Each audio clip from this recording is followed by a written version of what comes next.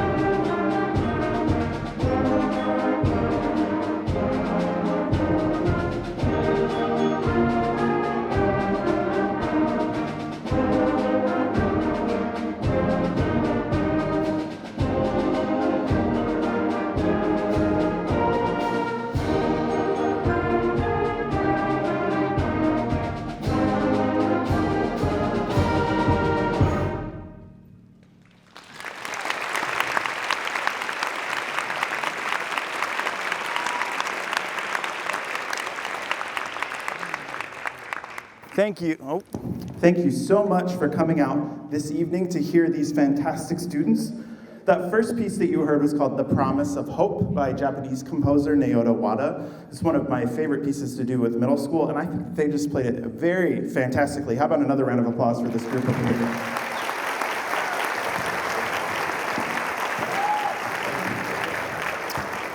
We're going to switch styles significantly and do a piece called Walkin' Cool.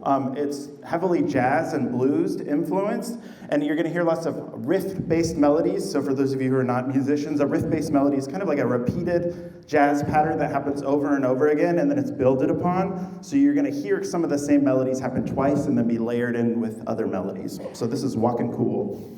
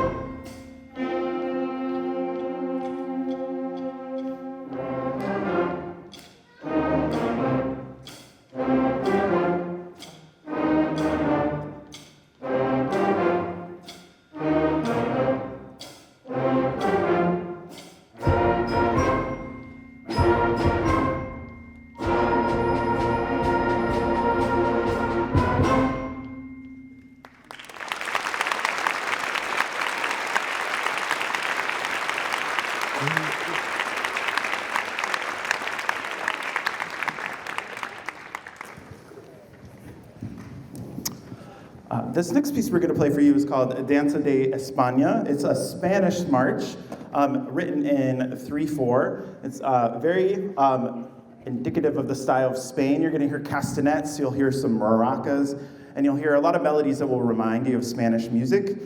This is by a composer who lives in Texas. Her name's Carol Britton Chambers. She writes a lot of music for marching band, but in the last 10 years or so, she started writing music for middle school music as well, and she's a teacher herself, so she writes stuff that I think just really works for this age level. And I'm really excited. I've done the other 3 pieces on the program with groups before, but this is the first time I've done this one. And I've kind of fallen in love with it, and it's a lot because of how well they're playing it. So we're really excited to play this one for you.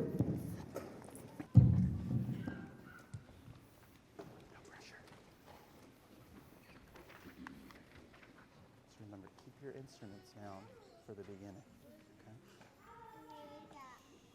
Just percussion. 1, 2, 3, 1.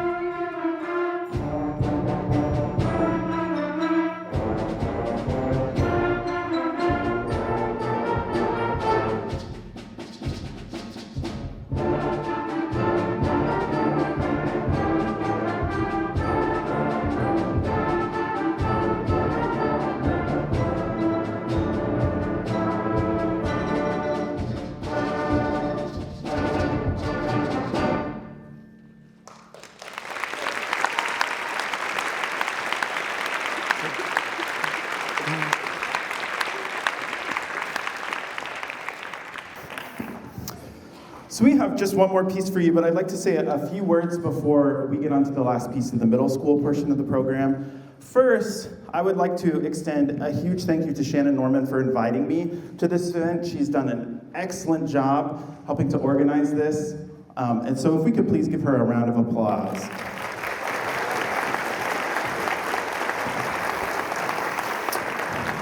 Probably the most important thank you I have tonight. Your students, hopefully you already know this, have outstanding teachers helping them every day. The music that we just played for you today, none of them saw before they walked into our rehearsal space this morning. This is the first day that they've had this music and the first day they've performed it, which means 2 things. One, they've got teachers in front of them every day who are helping prepare them. And so first, I would like to recognize the middle school band teachers. So if you're here, could you stand and wave so that we can recognize you?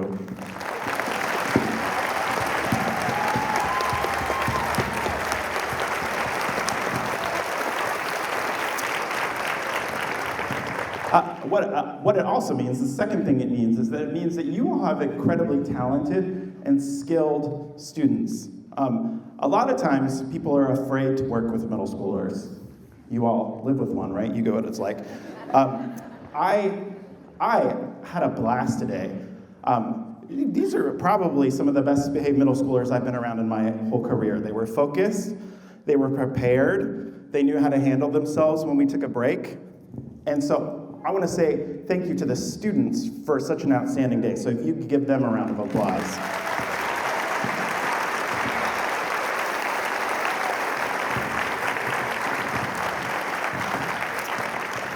And my last thank you, students, this is for you. You're going to clap here.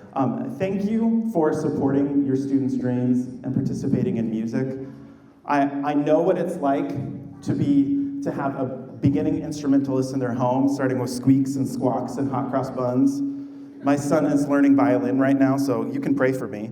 I know what it's like, and you've supported them in their dream to perform. And listen to them now. They put this together in one day. Students, you are incredibly lucky to have parents who drive you to practice, rent you instruments, encourage you, force you to practice, maybe, right? So let's give the parents in the audience a round of applause as well.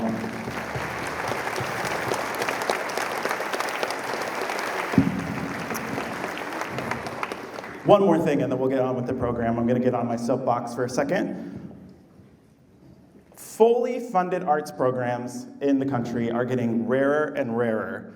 And you have something truly special here with the quality of teachers, the amount of students that are interested, and just the quality of music that they're able to put out in such a short amount of time. So parents, what I would challenge you to do is if you enjoy what you're hearing tonight, or if you enjoy what you hear when you go to your students' concerts, I think it's important that you reach out and you let the teacher know. I think it's important that you reach out and you let the principal know, or the superintendent, or the school board. A lot of times with music programs, the parents and the people who are involved really, really appreciate them and value them for their students, but maybe people who are at other parts of the school system don't know that. So I think that you need to appreciate, I guess I'm directing you, appreciate what you have going on here because it's phenomenal. Make sure that people who are not in this room know how phenomenal your students and their teachers are as well. That's really, really important. Yeah, thanks.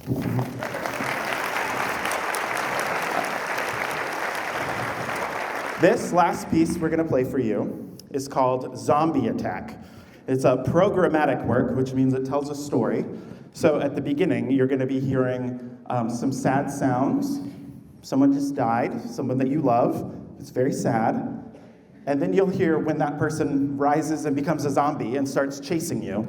So your students have had a lot of fun with this, and I hope you will imagine a zombie as we're playing. Thank you very much. Didn't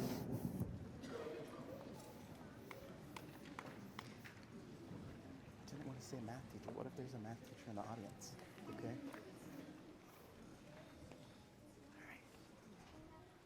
Good luck. Watch.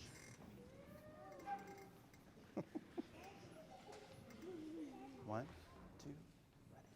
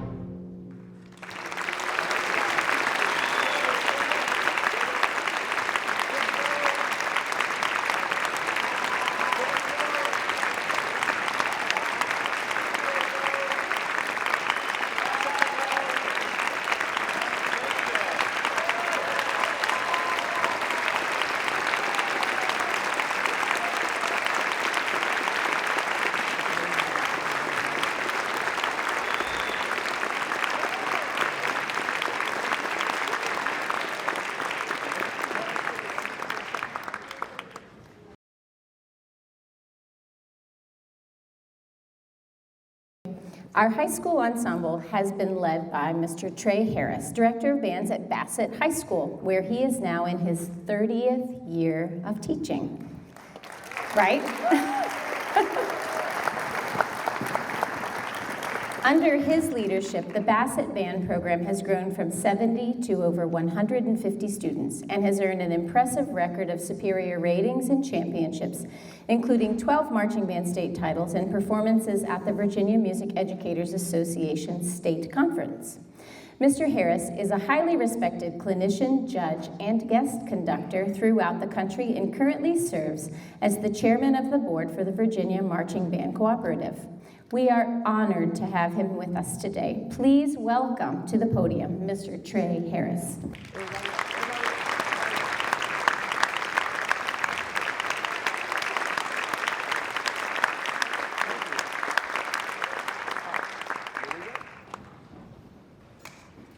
We ready? Show us trumpets. 1, 2, 3, and...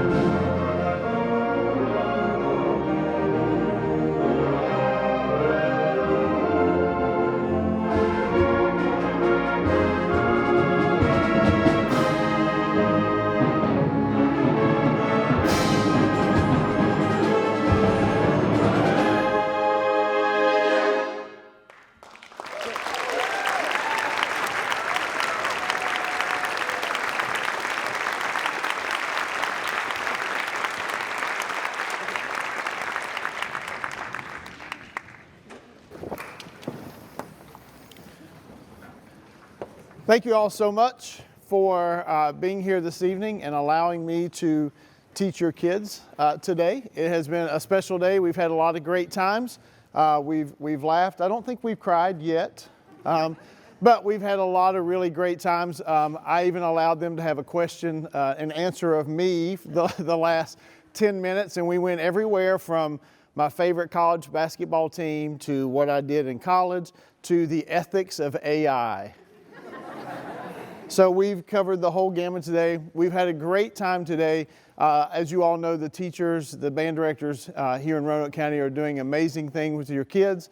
The next piece that we want to play today, I was telling them just a little bit back before we came out. I like to take it to all of these that I do. I don't always do it on the concert, but I always like to play it. And it is a piece called Risk Everything for a Dream. It's by Richard Sissedo. It was written by Richard Sissedo along with the United Sound movement. If you don't know much about that, that is written, the United Sound is to include people with special needs the kids who have special needs into music. Maybe they don't get to do it in their own schools, but it's near and dear to me. When I was growing up, I had two uncles, Joe and George, who were both Down syndrome. And so I grew up in a different day and time, and getting to understand how Down syndrome and people with special needs are different, and people look at them as different, and sometimes they don't get a fair shake. I got to see Joe and George as normal humans because I grew up with them. And while I realized I was younger than them, while I realized we were different, because I was younger, we really were kind of on the same wavelength a lot. And so I know, like, when I see Down syndrome people or special needs people in town, I want to talk to them. Like, 'cause to me, that's Joe and George. Like, I want them to know that they're special. And this piece was written, like I said, by the United Sound, or with the United Sound.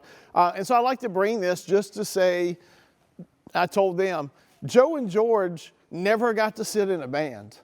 They didn't. And my grandfather, when they were growing up before me in Tennessee, there were no schools for special ed type children. And my grandfather was like the pioneer in Tennessee that started the first school for special ed students in the basement of his house, because there was nowhere that kids could go to school. And they just kind of got left out. So again, for me, I always kind of do this for my family and for Joe and George, that this is special to us. And so for one more time, we get to do it for Joe and George.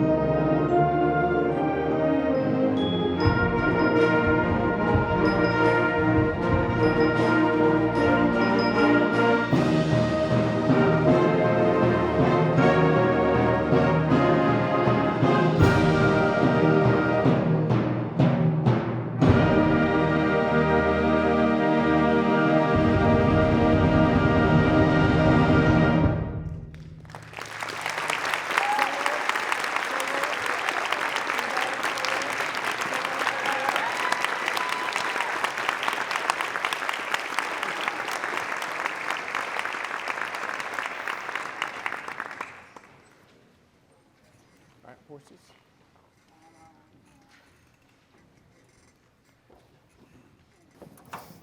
The next piece we'll play for you this evening is one of my favorites as well. And I tried to train them today as parents. No, I did not tell them it's time for a baby yet.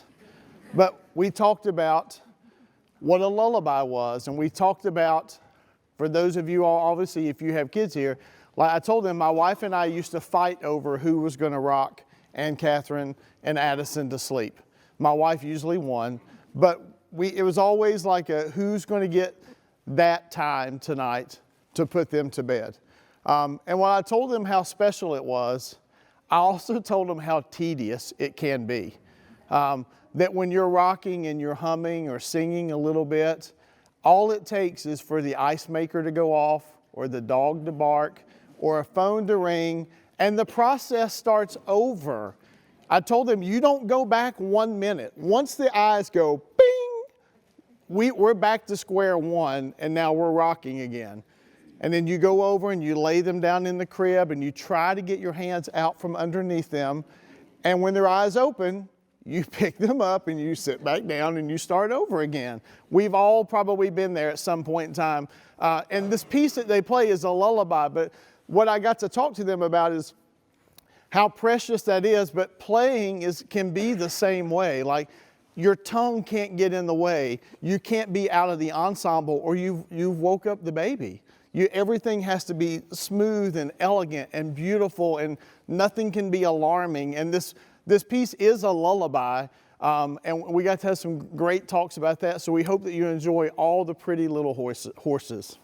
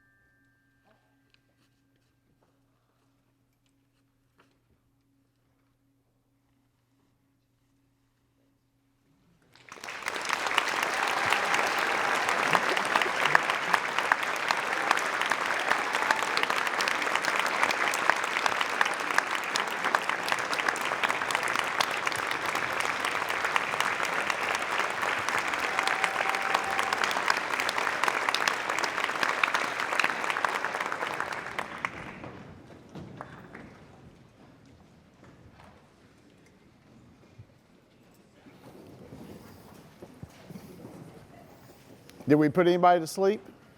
Everybody okay? Yeah, great.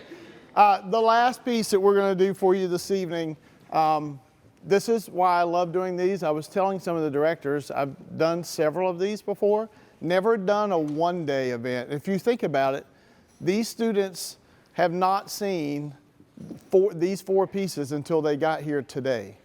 And to think that they just worked in one day and they're now sitting in front of you, like putting this out there, again, tells you the teaching that's going on in the band rooms here in this area. Let's give them, all the band directors, where are you?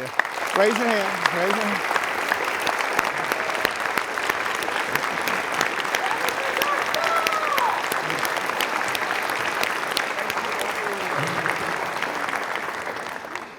Also, just a big thanks to Shannon Norman, who has helped put all this together. She has been great. She's here somewhere. There she is over there. Yes, thank you.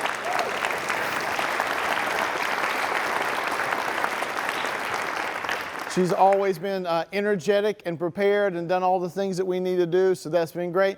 Also, I always like to say in these, for the superintendents and for the principals and the people who allowed today to happen, we say thank you for allowing us to take a day of school and do, honestly, what we love. Like, we all come to school and they like English and they like math and they love band. And like, this is one of the things that we are appreciative of. And I always say, like, if you really enjoyed this and your student enjoyed it, like, write the principal and tell them, write the superintendent and tell them, because they don't very often get emails that are, I would just like to thank you. It's always, I have a problem and I'm mad, so let's talk about it. Very rarely do they get to open emails where they're being thanked for something. So I encourage all of you to send something to your school administrator or to the superintendent or someone at those levels, thanking them for funding this and for allowing the students to do it. I think that is a huge thanks to them and an opportunity for this to continue to go on here in Roanoke County. Also, I wasn't going to play this piece. At lunch, I had decided we were going to play those three pieces and we were just going to dig in on it. And I was like, nah, we're going to learn another one. I'm just going to put pressure on them and I'm just going to challenge them. I told them today, one of the things I have learned in my career about great band kids, they love more than anything is a challenge. And when they don't get challenged, sometimes they get bored or they wish there was more. I can tell you I don't think that they're bored, because like, we have been seatbelts on and like, we have been fighting to make this last one happen. And it's not always about every note and every rhythm being right. Sometimes it's just about being handed a challenge and accepting the challenge and getting in front of people and doing the challenge. So we're going to do the challenge tonight. The last piece is called Rise of the Firebird. Thank you all again for being a great audience and allowing your kids for me to have a day to share with them. Thank you all very much. Here we go.